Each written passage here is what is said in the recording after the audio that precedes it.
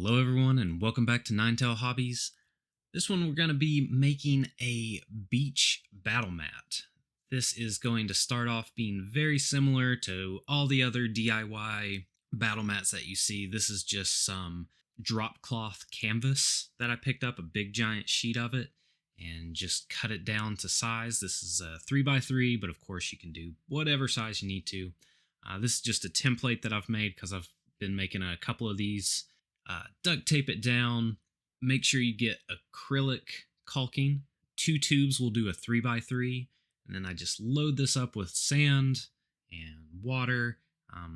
You want this to be able to be very easily spreadable. So don't be too shy about adding things into it. And also don't worry about going too dark. Since this is white, you can add quite a bit of color into it. Of course, I wanted something fairly neutral and beachy.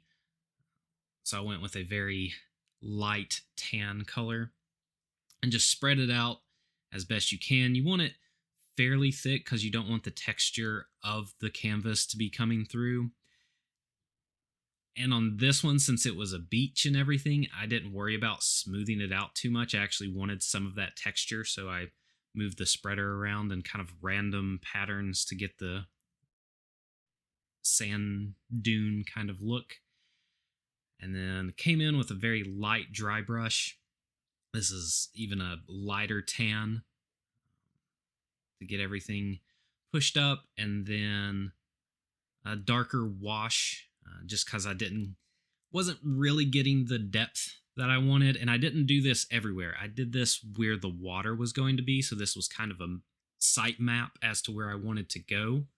This is the secret to the water. This is the cheapest clear acrylic you can get. When it comes out of the tube, it's white, but when it dries, it's clear. So all of the silicone based ones that are a lot more expensive, this is a cheap alternative to. I did isopropyl because it's got a tad bit of silicone in it and I didn't want it to get cloudy. I did end up doing a test later with just water, and since this is so acrylic based, it is fine to do water. So all in all, for a cheap water effect, this is the way to go.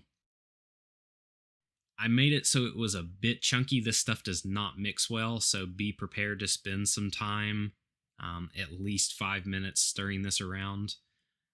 I dyed it blue with some speed paints. You could use inks, pretty much anything you want to that's somewhat transparent. This was the first coating, and it was all right. I didn't think it was dark enough, so I came in with another batch and I kind of deepened up the blue. I focused mostly on the center since I'd already feathered out all the other parts. And then once everything was dry, I just came up, cut all the duct tape off, got some nice even straight lines. And to continue to add to the depth, because the more and more you do, of course, the better it looks.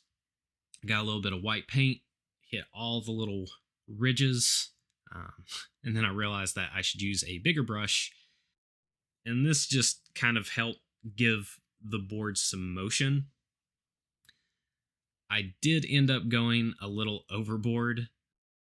I was trying to cover up the fact that the blue wasn't dark enough, so I was like, okay, well, I'll just give motion to the whole thing, and it went a little overboard. So final step, I ended up coming in with my airbrush, and this is just Leviadon blue. It's the darkest blue contrast paint that I could find, and did the middle. And I think this added a whole lot to it.